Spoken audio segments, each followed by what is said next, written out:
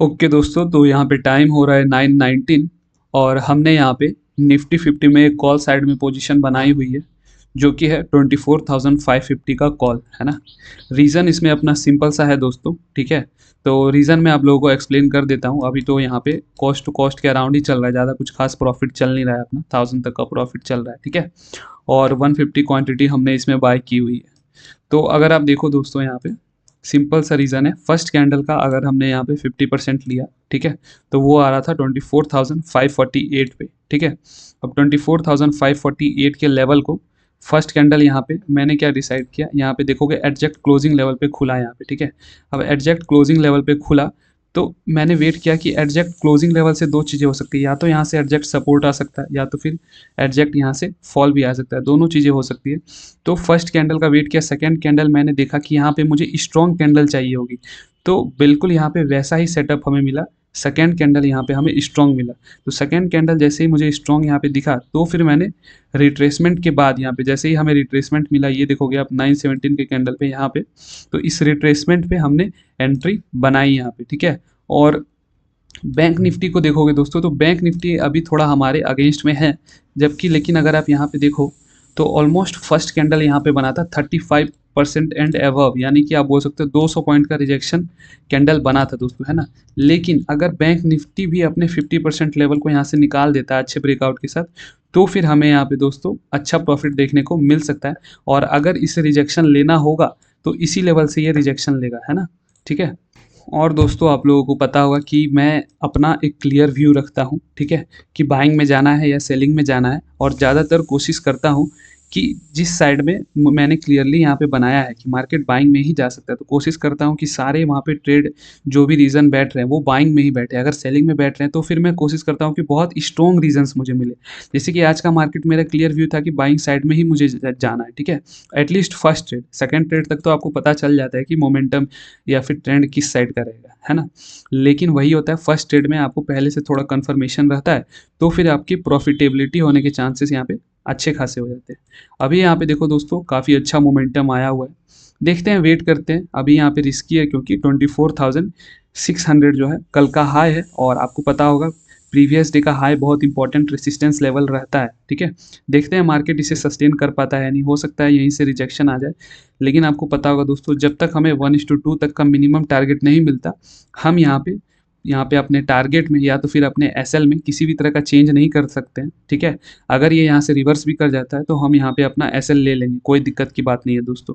अगर हमें यहाँ पे अपना एसएल जो है कॉस्ट टू कॉस्ट हम तभी कर सकते हैं जब हमें 1:2 तक का मिनिमम प्रॉफिट दिखे दोस्तों, है ना। तो सिंपल सी चीज़ें हैं, यहाँ पे हम अपने रूल्स को किसी भी कंडीशन में नहीं ब्रेक कर सकते हैं। और यहाँ पे अगर हम बैंक निफ्टी को देखें दोस्तों, तो ये थोड़ा सा यहाँ पे 50% लेवल से ले रहा है सपोर्ट, है ना, सपोर्ट लेने की कोशिश तो कर रहा है, देखते हैं।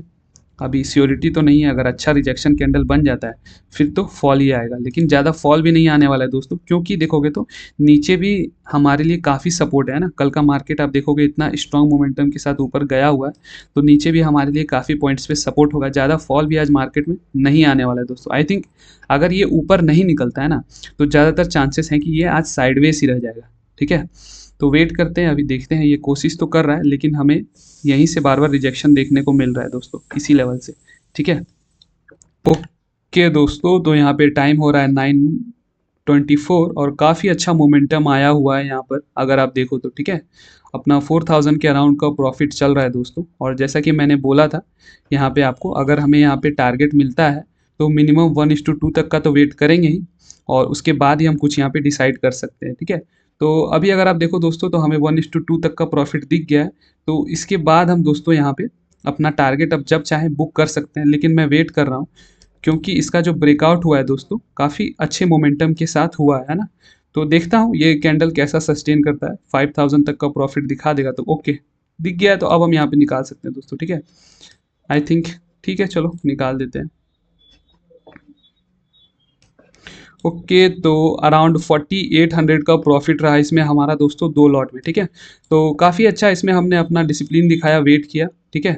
और ठीक है, ये अब देखो यहाँ से थोड़ा हमारे एग्जिट के बाद थोड़ा अच्छा ऊपर तो निकला है, लेकिन ये सब चलते रहेगा दोस्तों मार्केट में, है ना। ये सारी चीज़ें आपको देखने को मिलती रहेगी। यहाँ पे सिंपल सी चीज़ें हैं कि आप अपने रूल को फॉलो करने पे ध्यान दो, है ना। कि आपको टारगेट मिल गया, उसके बाद भी आपको अच्छा खासा मार्केट प्रॉफिट दे रहा है, तो फिर सही है, आपको वहाँ पे ज़्यादा टेंशन लेने की ज़रूरत नहीं है। अब अगर आप देखो यहाँ से, अगर आप मेरे मंडे को, पिछले वीक के मंडे को आपने देखा होगा, तो हमने वहाँ पे 7,000 तक का प्रॉफिट बुक किया था, ठीक है। लेकिन आप देखोगे तो एक एक स्टेज पर, लिमिट पर ऐसा होता है कि आपको प्रॉफिट बुक करना भी ज़रूरी होता है। क्यों? 2 रीज़न है दोस्तों। एक तो यहाँ से 1-2 बड़े कैंडल भी बना देगा ना, तो आपके सारा प्रॉफिट वाइप आउट हो जाएगा, क्योंकि आप ऑप्शन बाइंग कर रहे हो, सेलिंग नहीं, ठीक है। वो रीज़न है। दूसरा चीज़ क्या है दोस्तों, अब ये इतना अच्छा मोमेंटम दिया, अब उसके बाद से ये यहाँ से नीचे आता है, ठीक है। अब ये यहाँ से नीचे आता है, थोड़ा 10 मिनट वेट करता है, उसके बाद स्लोली ऊपर निकलता है। अब ये यहाँ तक भी आ जाएगा ना दोस्तों, यहाँ तक भी आ जाएगा, तो भी आपको टाइम डिके के कारण आप 1 घंटा वेट करने के बाद भी आपको लगभग वही प्रॉफिट दिखाएगा, है ना।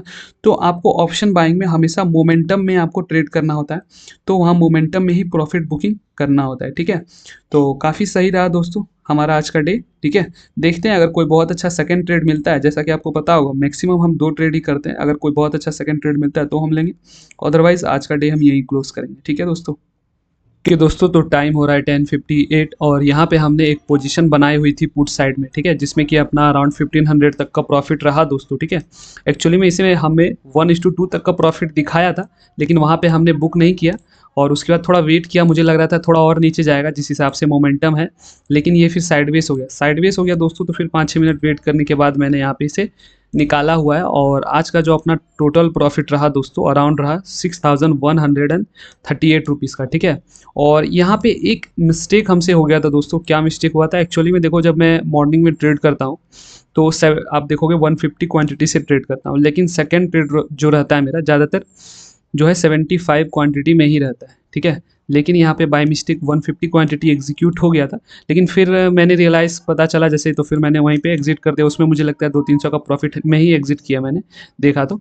और उसके बाद यहाँ पे हमने वेट किया, और जैसा कि आपको पता होगा दोस्तों, हम रूल पे के अकॉर्डिंग चलते हैं। जब तक हमें 1:2 तक का प्रॉफिट नहीं दिखता है, तब तक हम ट्रेड में किसी तरह का कोई चेंज नहीं करते हैं। हमें 10:45 के कैंडल में 1:2 का प्रॉफिट दिखा, उसके बाद फिर हमने वेट किया, ये साइड वाइज हो रहा था, उसके बाद हमने यहाँ से अपना प्रॉफिट बुक किया, ठीक है। और रीज़न अपना सिंपल सा था दोस्तों, बहुत ही स्ट्रॉन्ग मोमेंटम के साथ सेलिंग आ रही थी, ठीक है। सेलिंग आ रही थी, तो वहाँ पे हमने, यहाँ पे अगर आप देखो तो इस पूरे जो सेलिंग है आपका, ऊपर से अगर आप देखो 10 ओ क्लॉक से स्टार्ट हुआ है, और आपका 10:30 तक में इतना स्ट्रॉन्ग सेलिंग आया हुआ है। तो उस रिट्रेसमेंट का हमने यहाँ पे फिबोनाची लगाया, और अराउंड 0.32% के अराउंड हमने यहाँ पे इस रिजेक्शन पे, जब रिट्रेस करने के लिए मार्केट आया, ठीक है, यहाँ पे अगर मैं आपको दिखाऊं तो यहाँ पे हमने पोजीशन को बनाया, और उसके बाद काफ़ी अच्छा हमारे साइड में फेवर में इसने मूव भी किया। और दोस्तों यहाँ पे थोड़ा सा मैंने वेट इसलिए नहीं किया, देखो, क्योंकि यहाँ पे हमारा सपोर्ट और क्लोजिंग लेवल का कॉम्बिनेशन है, ठीक है। ये जो आपका 24,550 का लेवल है, ये सपोर्ट और क्लोजिंग लेवल का कॉम्बिनेशन बहुत डेडली कॉम्बिनेशन होता है दोस्तों, बहुत स्ट्रॉन्ग सपोर्ट होता है ना। ये जब सपोर्ट की तरह एक्ट करता है, देखोगे एक्चुअली में 10:30 में यहाँ से जो बाइंग हुई, वो भी इसी कारण से हुई, है ना, क्योंकि ये कल के क्लोजिंग और आज का फर्स्ट कैंडल का सपोर्ट है, ठीक है, लो है। तो देखते हैं अब जो भी हो, यहाँ से अपना सेकंड ट्रेड कंप्लीट हो गया दोस्तों। तो और हम आज ट्रेडिंग तो नहीं करने वाले हैं। और एक्चुअली में आज एक मिस्टेक मुझसे हुई थी दोस्तों। क्या?